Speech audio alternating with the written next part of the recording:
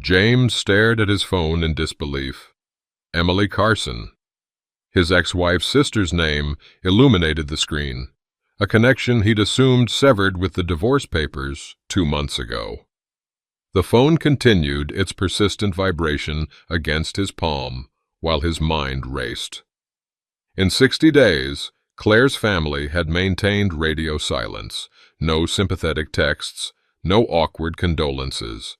Nothing but the echo of the judge's ruling that had reduced his time with his children to every other weekend. Why now? Why Emily? His thumb hovered over the screen. Part of him wanted to let it go to voicemail, to preserve the fragile routine he'd constructed from the ruins of his married life. But something in him, intuition perhaps, or just the lingering habit of hope, made him swipe to answer. Emily? His voice revealed more surprise than he intended. James, we need to talk, she said, her tone uncharacteristically serious. There are things you should know. Thank you for approving the opening hook. I'll now create James close the front door as the tail lights of Claire's SUV disappeared down the street. Another Sunday evening, another goodbye that came too soon. The house fell silent around him, amplifying the hollow spaces where his family used to be. He moved through the living room, his footsteps echoing against hardwood that once absorbed the patter of children running. The bookshelf stood half empty, Claire's novels and decorative items now vacant spaces between his remaining books. He straightened a framed photo, the 4 of them at Lake Michigan last summer, all smiles and sunburns, the kids building sandcastles while he and Claire posed behind them. 1 more year, she had whispered that day, her lips close to his ear. Things will be better. Better? The word tasted bitter now. Within 3 months of that beach trip, she'd asked for a divorce. 2 months after the papers were signed, he still couldn't fathom how they'd arrived here. Weekend dad, emptied home, shattered plans. James ran his fingers along the wall, where rectangular shadows marked missing family portraits. He'd left them for Claire without argument. It seemed easier that way, less confrontational. He'd been choosing easier for too long, perhaps. In the kitchen, he washed 2 small cereal bowls and placed them in the drying rack. Lily's pink one with unicorns, Max's blue with dinosaurs. Their weekend dishes were always the hardest to clean, as if washing away their presence. "Daddy, why can't we stay longer?" Max had asked earlier, clinging to his leg at departure time. "Because of the papers, buddy," he'd explained, repeating the simplest truth. "The papers say Daddy gets weekends." Paper lives, he thought now. Their existence reduced to court documents, visitation schedules, and divorce decrees, all outlining what was missing, never what remained. James settled at his desk, absently opening his laptop.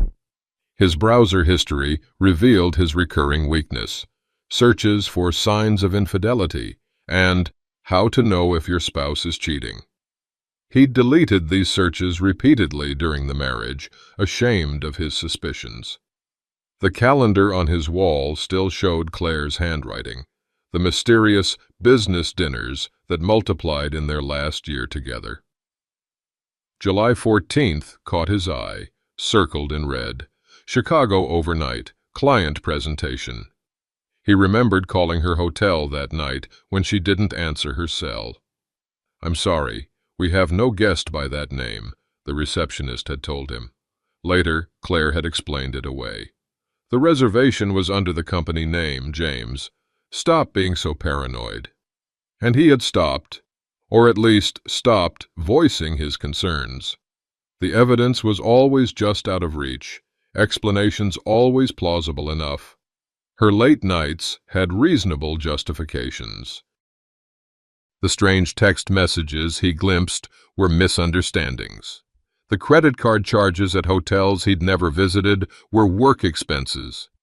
Once, he'd found a receipt for 2 glasses of wine at a restaurant when she'd claimed to be dining alone. "I ordered one, then didn't like it, so I got another," she'd said with a laugh that didn't reach her eyes. "Are you really keeping tabs on me now?"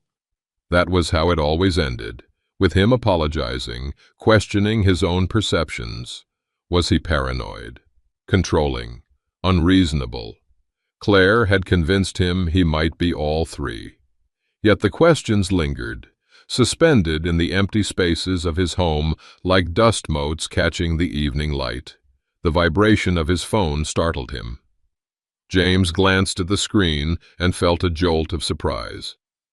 Emily Carson, Claire's younger sister. They'd always gotten along well at family gatherings, but since the divorce, she'd vanished along with the rest of Claire's family. He hesitated, then answered. "Emily?" "James." Her voice sounded tense, controlled. "I hope I'm not disturbing you." "No, just surprised.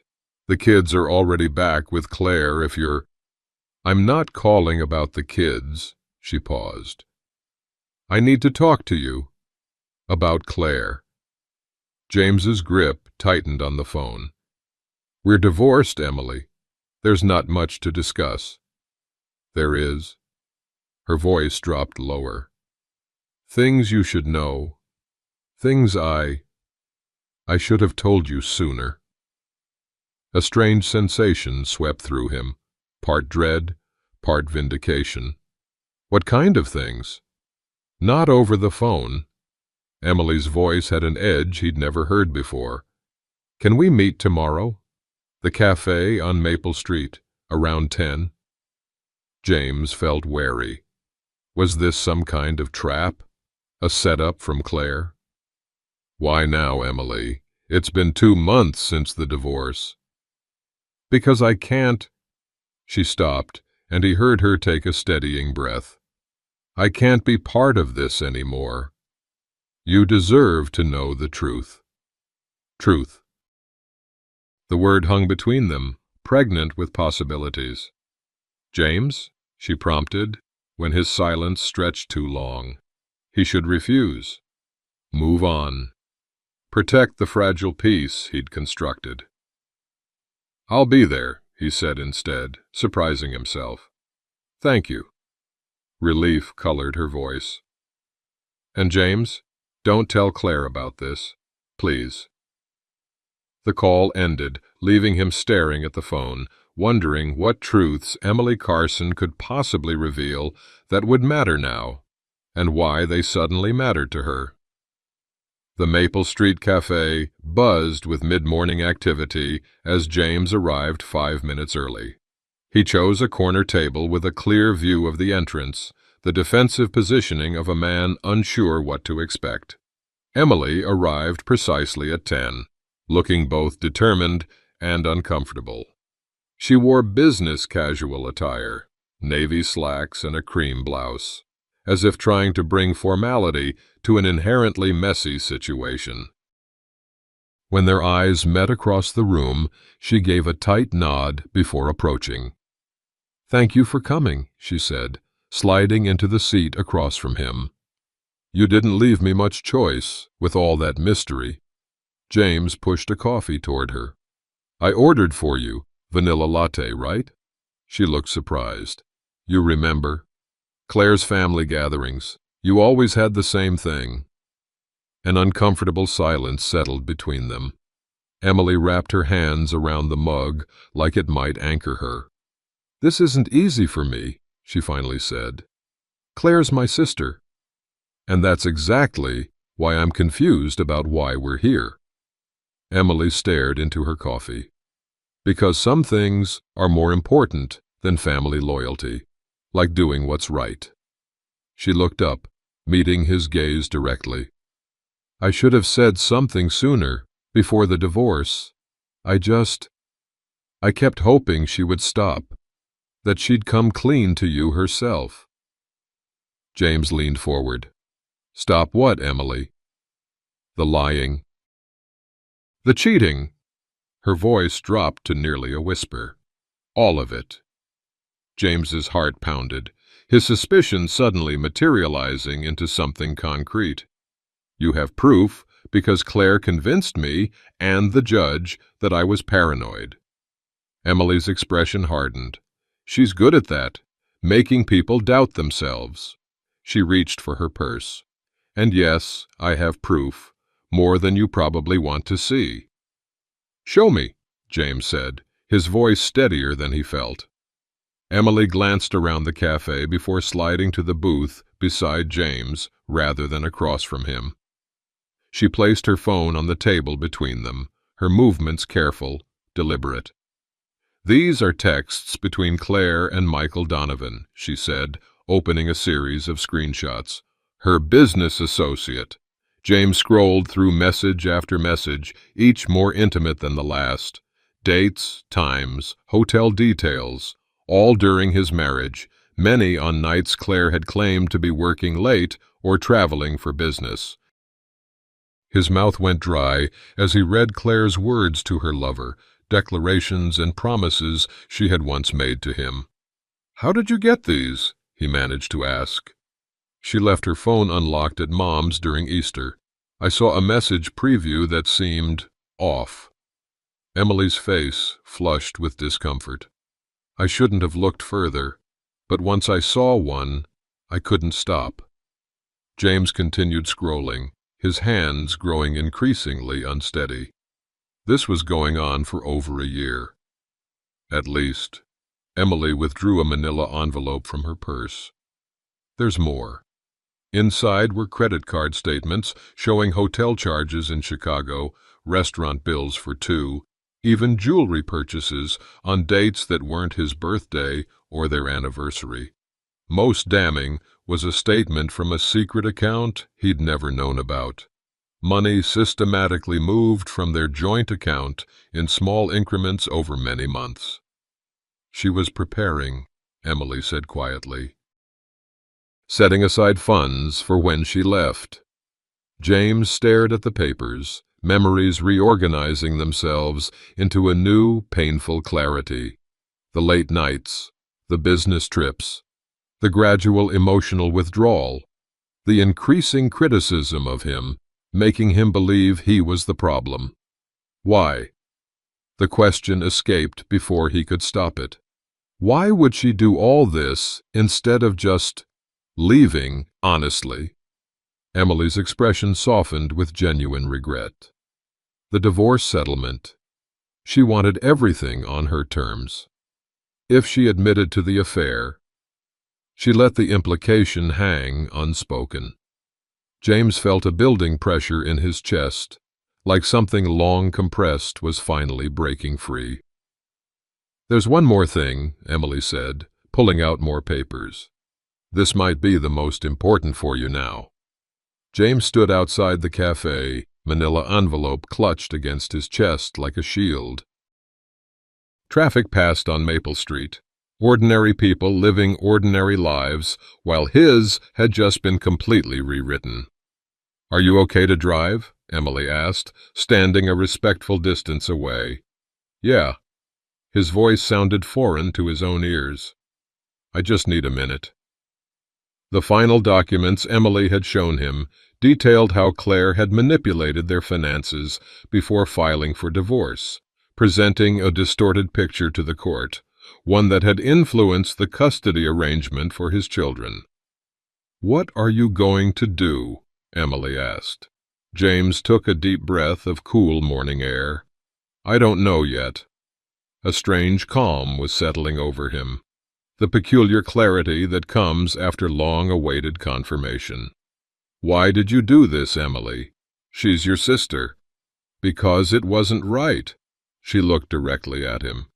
And because Lily and Max deserve better. James nodded, the envelope heavy with truth in his hands. Thank you. James? She hesitated. I'll testify if you need me to. Whatever happens next.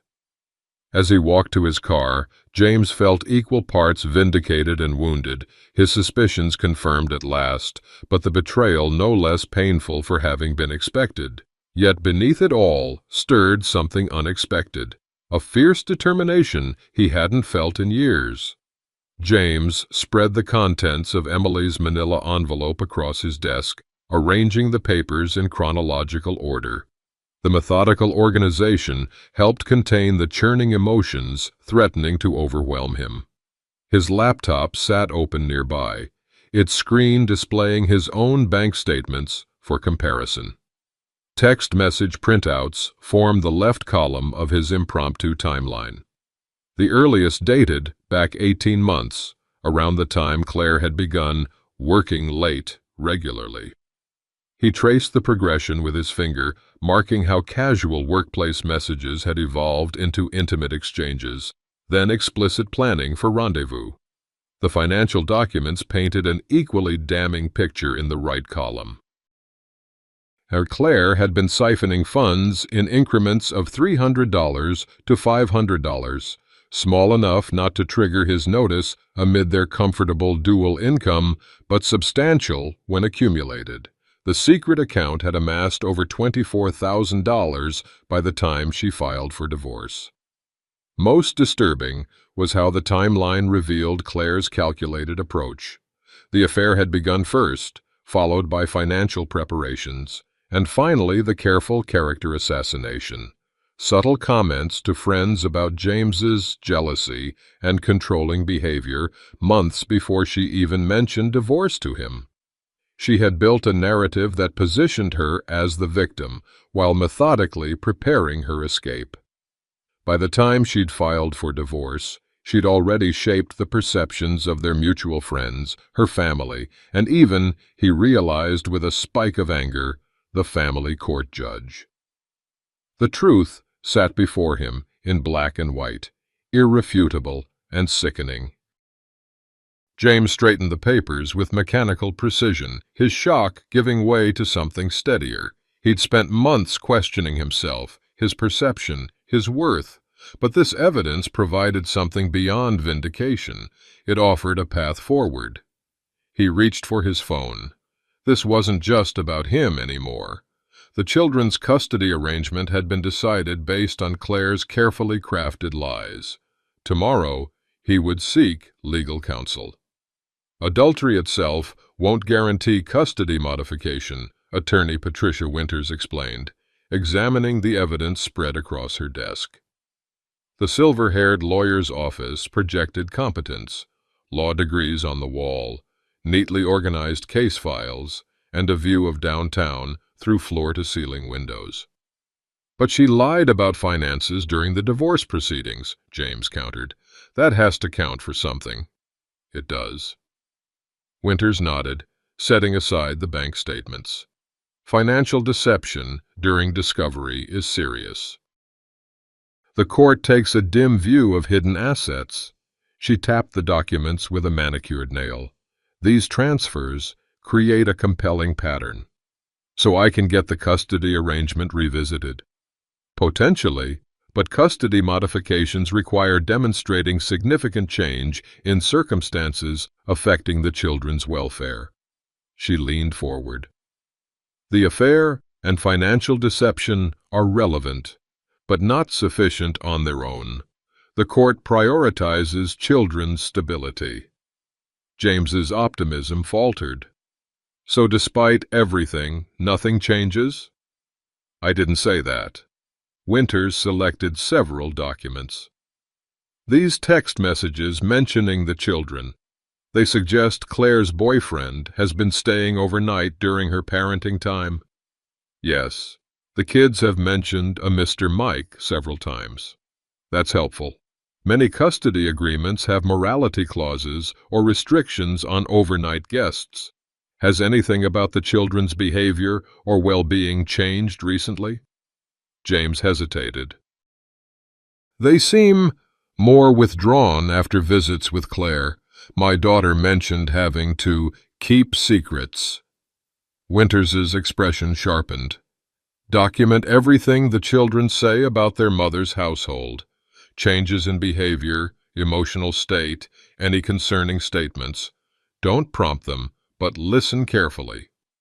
This weekend is my visitation. Perfect timing. Meanwhile, I'll draft a petition based on the financial evidence. We'll create pressure points." She handed him her card with her cell number handwritten on the back. "Call me immediately if the children reveal anything concerning."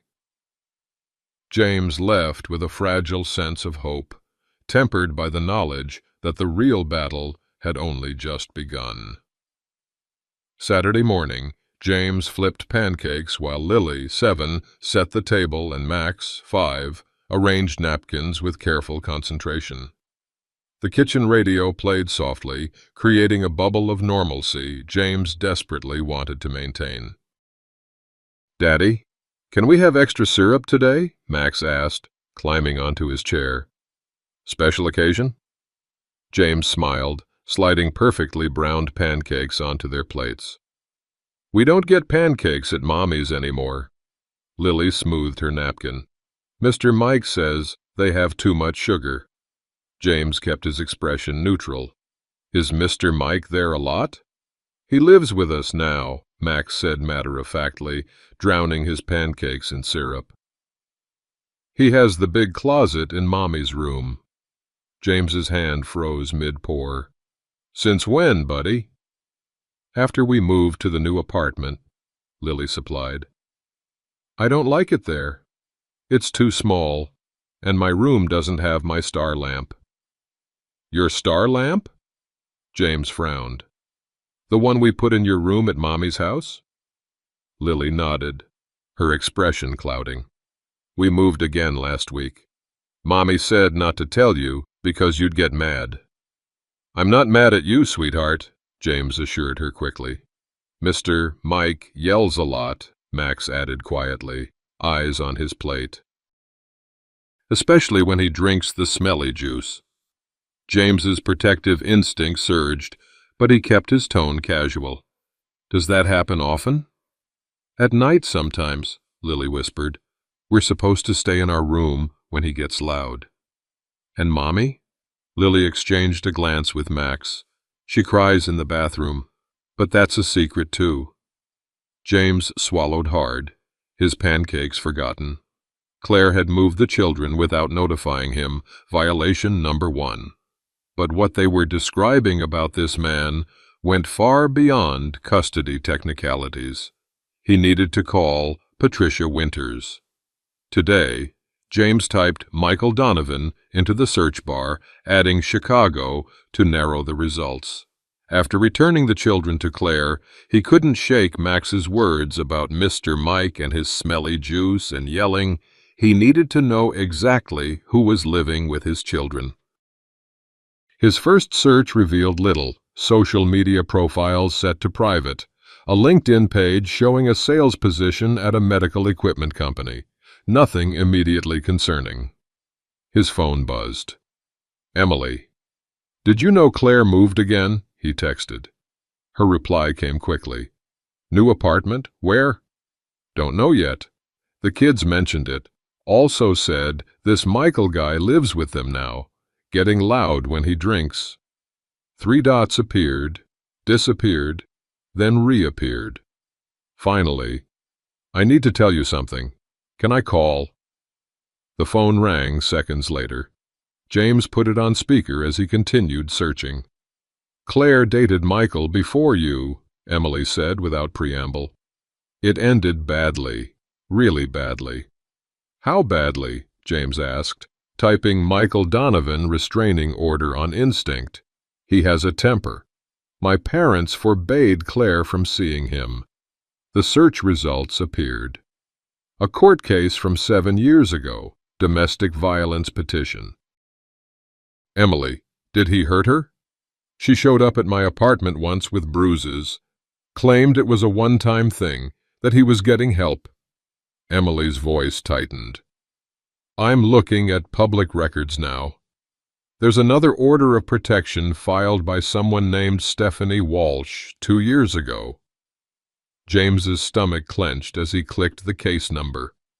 The petition detailed multiple incidents: drunken rages, threats, property destruction. "Claire knows this history," Emily continued. "That's why she kept him away from the family. I can't believe she's living with him again, with the children there. James took a screenshot, then another. I'm calling my lawyer now. James, Emily's voice wavered, please hurry. A history of domestic violence is certainly concerning, Patricia Winters said, scanning the documents James had emailed. Her office was darker now, lit only by desk lamps against the evening sky. But unfortunately, it doesn't automatically trigger emergency intervention. He's living with my children, James said, pacing before her desk. A man with 2 different restraining orders for violence is in their home, and they've told me he's drinking and yelling. What more does the court need? Direct evidence of current danger to the children specifically, she explained, her tone sympathetic but firm. Past behavior toward romantic partners doesn't necessarily establish immediate danger to your children in the court's view. That's insane. I agree it's frustrating, but family courts move cautiously when considering emergency removals. She held up a document. The undisclosed move does violate your custody agreement. That's actionable, but through standard modification procedures. Standard procedures take weeks. My kids are scared now. I understand. Winters leaned forward. Look, I'll file an emergency petition first thing tomorrow, but I need to be honest, without specific evidence of danger directed at the children, the judge likely won't grant it. James gripped the back of a chair. So a man can have a documented history of violence, be drinking around my kids, scaring them, and the courts just wait until something happens? The system is designed to prevent impulsive removals, which has merit in many cases. But not this one, James interrupted. No, she acknowledged. Probably not this one. What are my options? Document everything meticulously. File police reports if Claire won't tell you their new address. That's required in your agreement. Contact Child Protective Services to request a wellness check. Winters checked her watch. We can start all those processes tomorrow morning. Tomorrow, James repeated, the word tasting bitter, while they spend another night with him. I'm sorry, James. These are the legal realities we're facing. James stood in the doorway of Lily's room, the weekend room he'd created in his house, painted lavender with glow-in-the-dark stars carefully arranged into accurate constellations on the ceiling. A small desk held her drawings. The bookshelf contained her favorite stories. Somewhere across town, his daughter slept in a strange new apartment, afraid to leave her room when Mr. Mike started yelling. He sank to the floor, back against the doorframe, and buried his face in his hands. The legal system, the very institution meant to protect children, had just told him to wait, document, file paperwork, follow procedure. What good was evidence if it couldn't be used when it mattered most? In the dim room, illuminated only by Lily's star-shaped nightlight, James felt a crushing weight of powerlessness. He'd done everything right. He'd respected the divorce decree, despite suspecting Claire's deception. He'd maintained stability for the children. He'd sought legal counsel immediately upon discovering the truth. And yet his children remained in potential danger tonight. What am I supposed to do? He whispered into the empty room, a question directed at no one and everyone. The system, God, himself. He glanced at the framed photo on Lily's nightstand. Both children laughing on a carousel last summer, their faces alight with joy and trust. They believed in him to keep them safe, to be their protector. Legal barriers or not, he couldn't fail them now. James stood slowly, something resolute hardening within him. The system might move at its own methodical pace, but he wouldn't wait passively while his children needed him. There had to be another way, and he would find it. You don't need a more cautious approach. You need someone willing to fight. Daniel Keating's office contrasted sharply with Patricia Winters's polished space. Where hers had featured mahogany and law books, his walls displayed children's artwork alongside legal certificates. A boxing glove signed by Muhammad Ali sat on a shelf behind his desk. James had made the call at 6 a.m., following a recommendation from another divorced father in his support group. By 8:30, he was seated across from Keating, who was already reviewing his case files. "Your previous counsel wasn't wrong about the legal challenges," Keating said, leaning forward. "But there are other approaches.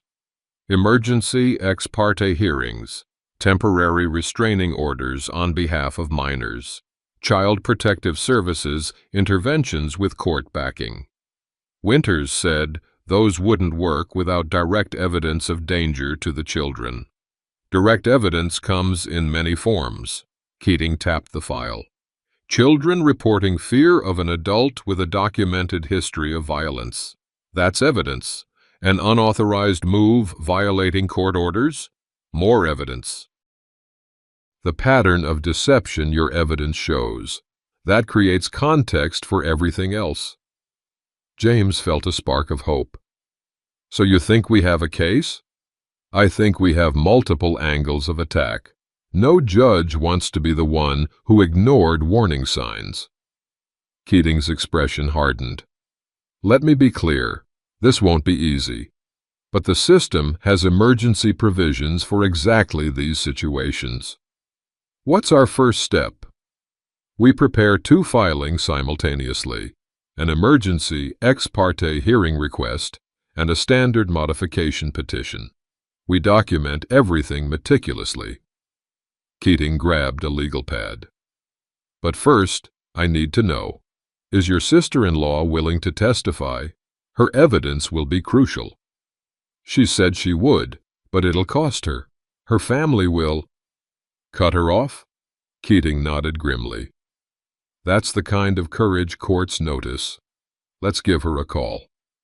For the first time in days, James felt the weight lifting. Someone was finally listening. The coffee shop was 15 miles from Emily's neighborhood, far enough that family members wouldn't accidentally spot them. Emily sat across from James, her fingers tapping nervously against her cup. "Daniel Keating thinks we have a strong case," James began, "but he's clear that your testimony would be crucial. The texts, financial records, everything you provided." Emily nodded slowly. "I figured as much." "This is asking a lot, Emily. Your family will probably never speak to me again," she finished, her voice tight. "Mom's already suspicious about why I've been avoiding family dinners." James watched her internal struggle play across her face. "You don't have to do this, don't I?" She met his gaze directly. "What happens if I don't?" "The kids stay in that situation. Claire keeps lying. That man keeps drinking and yelling around them." She shook her head. "I've been thinking about this since you told me about Max's comments." "It won't just be written statements," James explained. "You'd likely have to appear in court, answer questions from Claire's attorney. They might try to discredit you. They'll say I'm jealous of Claire, that I've always resented her." Emily gave a humorless laugh. "Might even be partly true, but that's not why I'm doing this." "Why are you?" "Because some things matter more than family loyalty." She squared her shoulders. "I've spent my whole life keeping Claire's secrets, making excuses for her. Maybe, if someone had stood up to her sooner—" She trailed off. "I'll testify, whatever they need. The hearing could be as soon as tomorrow, if Keating can arrange it." "I'll be ready." Emily's phone buzzed, her mother calling. She silenced it. "Some doors close so others can open, right?" James reached across the table and squeezed her hand. "Thank you isn't enough." "Then don't thank me," she said. "Just get those kids somewhere safe." James assembled the bunk beds with methodical precision, tightening each bolt with extra care. After returning from meeting Emily, he'd started preparing his home for what he hoped would be more than just weekend visits. The children's rooms had always been ready, but tonight he was making them permanent. He'd stopped at the store for Lily's favorite lavender-scented sheets and Max's requested dinosaur nightlight. Small touches to make the transition easier. As he worked, he felt a strength he hadn't accessed in years. The man who had accepted Claire's gaslighting, who had doubted his own perceptions, who had feared rocking the boat, that man was fading away. In his place stood someone willing to fight systems, challenge authorities, and face uncomfortable truths. He mounted a corkboard on Lily's wall, already imagining school artwork and achievement certificates displayed there. Not just weekend mementos, but the ongoing record of a life he would be fully present for. In the kitchen, he organized lunch containers and bought the groceries his children preferred. He created space in the entryway closet for everyday coats and backpacks, not just occasional overnight bags. Each preparation was both practical and symbolic, a declaration that his home would become their primary home, that he would no longer accept the scraps of parenthood Claire had allowed him. At midnight, he finished arranging framed photos of the children throughout the house. Then he sat at his kitchen table and signed the legal documents Keating had prepared: emergency custody petitions, affidavits, and witness statements. Tomorrow, these papers would be filed with the court. Tomorrow, he would stop asking permission to be the father his children needed. The victim was gone. The advocate had emerged. Family Court 3B gleamed with institutional sterility, polished wood barriers, fluorescent lighting, and the imposing bench where Judge Eleanor Winters would soon determine the children's fate. James sat beside Daniel Keating at the petitioner's table, his posture straight, but his hands clasped tightly beneath the surface. Across the aisle, Claire appeared with her attorney, Martin Prescott, a silver-haired man whose tailored suit and confident stride conveyed decades of courtroom victories. Claire herself looked impeccable in a conservative navy dress, her hair styled to project maternal competence. She didn't meet James's gaze. Emily slipped into the row behind James, drawing a sharp look from Claire. Their mother had apparently declined to attend. "All rise. The Honorable Judge Eleanor Winters presiding," the bailiff announced. Judge Winters, a woman in her 60s with shrewd eyes and reading glasses on a chain, took her seat and reviewed the documents before her. "We're here on an emergency ex parte petition for temporary modification of custody in the matter of Carson v. Sisson-Carson," she stated. "Mr. Keating, as the petitioner's counsel, you may proceed." "Your Honor, we bring this matter with utmost urgency," Keating began, his voice steady. "New evidence has emerged indicating Mrs. Carson has created an unsafe living environment for the minor children." Prescott immediately rose. "Your Honor, these allegations are baseless and constitute an attempt to relitigate settled matters." "I'll determine what's baseless, Counselor," Judge Winters replied, her tone level. "Mr. Keating, you may continue." James watched Claire's confident expression falter slightly. The script she'd been following for months, where she controlled the narrative, was already deviating. "We have documentary evidence of Mrs. Carson's deliberate financial deception during divorce proceedings, violations of the parenting agreement, including an unauthorized change of residence, and most crucially, concerns about the children's current living arrangement with an individual who has multiple domestic violence restraining orders in his history." Judge Winters' gaze sharpened. "Proceed with your evidence." Emily's hands trembled slightly as she took the oath. From the witness stand, she could see both James and Claire, her brother-in-law watching with gratitude, her sister with cold fury. "Miss Carson," Keating began, "please explain how you came to possess the evidence you've provided to the court." "During a family gathering at our parents' home, Claire left her phone unlocked. I saw a notification preview that concerned me," Emily explained. "Given past patterns I'd observed in my sister's behavior, I felt compelled to look further." "And what did you discover?" "Text messages documenting a long-term extramarital affair, financial records showing she was secretly moving marital assets, and communications showing she was deliberately misleading James about her whereabouts during marriage." The judge examined the printouts as Emily identified each document. Claire's attorney scribbled notes furiously. "Mrs. Carson," Keating continued, "did you also provide information about Michael Donovan?" "Yes. I confirmed he was living with Claire and the children. I knew of his history with Claire from before her marriage to James." "Please elaborate on that history." "They had dated previously. It ended after an incident where he became violent while intoxicated. Claire came to my apartment with bruises." Emily's voice wavered. "Our parents insisted she end the relationship." Prescott rose sharply. "Objection. Hearsay and prejudicial." "Your Honor," Keating countered, "this goes directly to Mrs. Carson's judgment regarding her children's safety." "Overruled," Judge Winters stated. "Continue, Ms. Carson."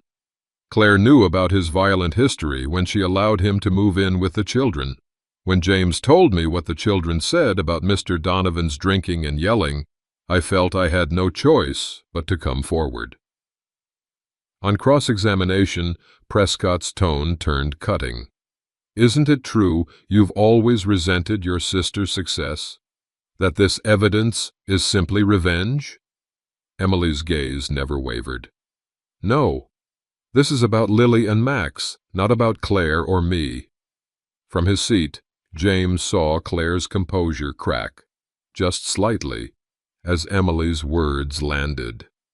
Judge Winters removed her reading glasses, her expression grave as she addressed the courtroom. The air felt charged after 2 hours of testimony and evidence. "I've reviewed the petitioner's evidence, including financial records, text messages, court records concerning Mr. Donovan, and testimony from both parties and witnesses," she stated. "I find sufficient cause for immediate concern regarding the minor children's current living situation." Claire shifted in her seat, her confidence visibly diminishing. "Mrs. Carson," Judge Winters continued, her tone firm but not unkind, "the evidence suggests you knowingly placed your children in a household with an individual who has a documented history of violence, particularly when alcohol is involved.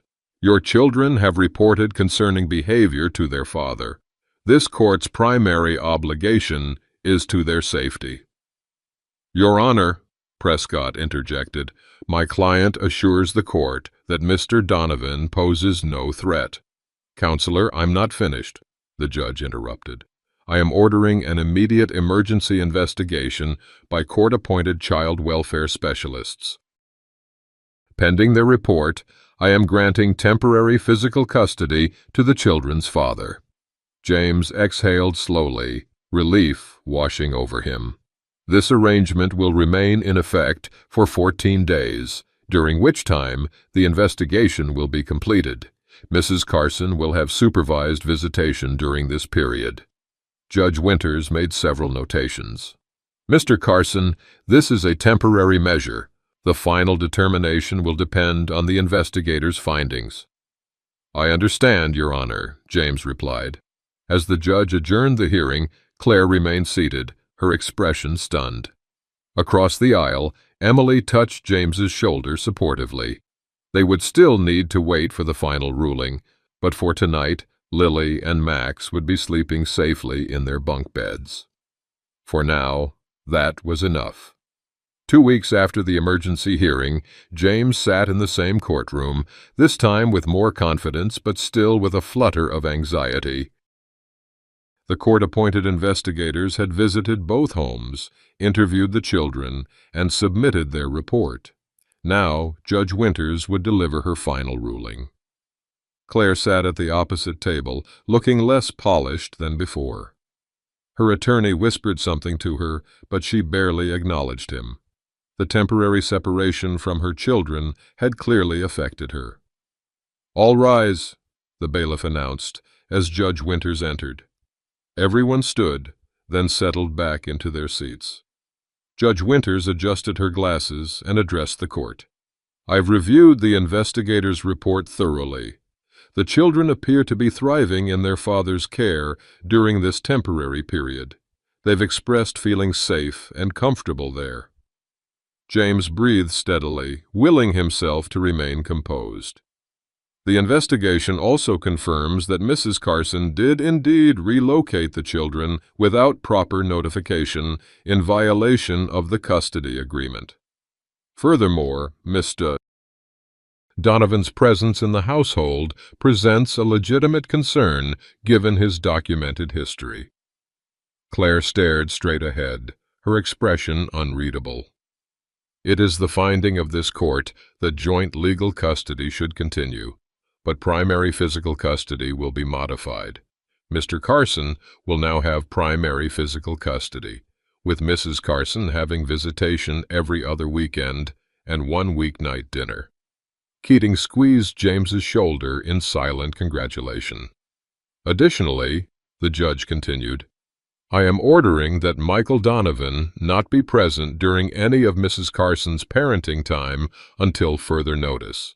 Mrs. Carson will need to complete a co-parenting class and provide documentation of separate living arrangements from Mr. Donovan before overnight visitations can resume." She signed the order and handed it to the clerk. "This arrangement will be reviewed in 6 months. I expect both parties to prioritize the children's well-being above all else." James nodded, emotion threatening to overcome his composure. The children would be safe. They would have stability. Justice had arrived, unexpected and complete. James gathered his papers in the hallway outside the courtroom, still processing the ruling. Keating had stepped away to take a call, leaving him momentarily alone when Claire approached. Her confident facade had crumbled, replaced by something he hadn't seen in years: vulnerability. "James," her voice was subdued, "do you have a minute?" He nodded cautiously, unsure what to expect.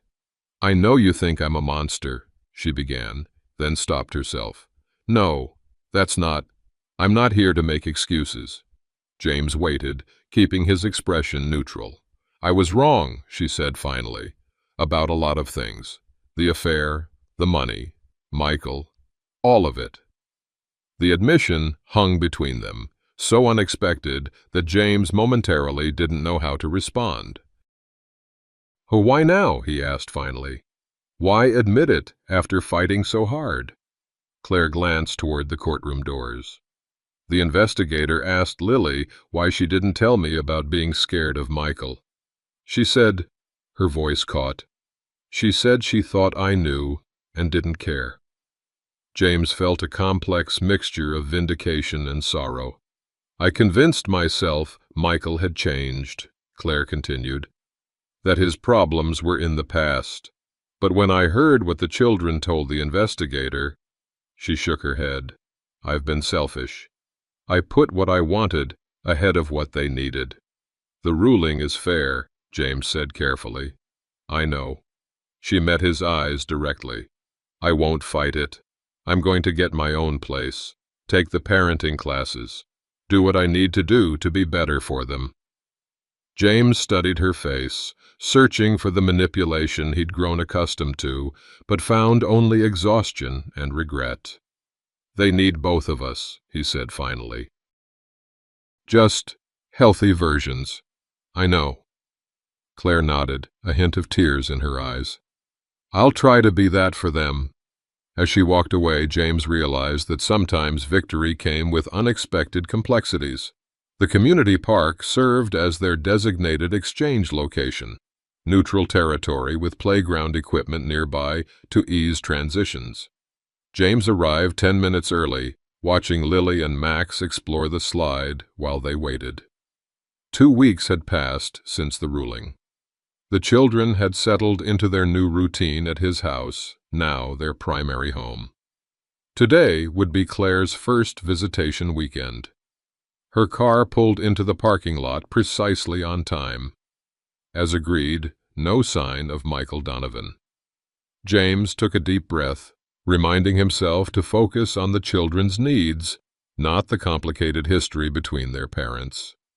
"Mom's here," he called to the children, keeping his tone light. Lily ran to his side. "Will you pick us up on Sunday?" 3 o'clock, right here," he assured her, kneeling to her level. "Remember, you can call me any time." Max hung back slightly. "Is Mr. Mike going to be there?" "Nobody. Just Mom at her new apartment," James answered, having confirmed this with Claire's lawyer beforehand. Claire approached, carrying a tote bag of weekend necessities. She looked different. Simpler clothing, less makeup, a humility in her posture that hadn't been there before. "Hi, guys," she greeted the children, then nodded to James. "The new place is all set up. I have pictures of the rooms on my phone to show you." The children hugged James goodbye, then walked toward Claire with cautious excitement. "Sunday at 3, Claire confirmed as they turned to leave. "I've programmed your dad's number in the new house phone." As James watched them walk away, he felt neither triumph nor bitterness, just quiet hope that healing had begun, for all of them. Some truths needed to emerge before new foundations could be built. Fairy lights twinkled along the backyard fence as James flipped burgers on the grill. The evening air carried the scent of charcoal and the sound of children's laughter. This Friday night cookout, a new tradition in their household, marked 3 months since the custody change. "Dad, is it time yet?" Lily called from the patio table where she and Max were arranging homemade place cards. "Almost ready," James replied, sliding the spatula under a perfectly seared patty. He watched his children, their faces illuminated by the string lights he'd installed last weekend. The yard had transformed gradually. The swing set repaired, flower beds planted, a small vegetable garden that Max tended with surprising dedication. Each improvement represented not just a physical change, but a reclamation of their shared life. The past months hadn't been without challenges. Claire was keeping her promises, attending her parenting classes, maintaining her separate apartment, showing up consistently for her visitations. The children still returned from weekends with her, sometimes quiet, sometimes confused. Co-parenting remained a delicate balance of boundaries and grace. "This is the best burger night ever," Max declared as they gathered around the table, the simple meal elevated by their shared contentment. "What makes it the best one?" James asked, passing the ketchup. "Because we're not keeping secrets anymore," Lily answered with the straightforward wisdom of childhood. "Secrets make your tummy hurt." James nodded, struck by the truth in her observation. "You're right, sweetheart. Truth is always better, even when it's hard." Later, tucking them into bed, James reflected on the journey that had brought them here. He'd discovered strength he hadn't known he possessed, found allies in unexpected places, and learned that sometimes fighting for what matters requires both courage and patience. The house settled around him, no longer echoing with absence, but resonating with purpose. He understood now that healing wasn't a destination, but a continuing path, one marked by both struggles and moments of unexpected grace. Truth had indeed set them free, though freedom came with its own responsibilities. The light shining on hidden deceptions had ultimately illuminated a way forward, not perfect, but honest and hopeful. Some battles were worth fighting. Some wounds, when properly exposed, could finally heal. And sometimes, the greatest victory wasn't in defeating an opponent, but in discovering your own capacity to stand firm when it truly mattered.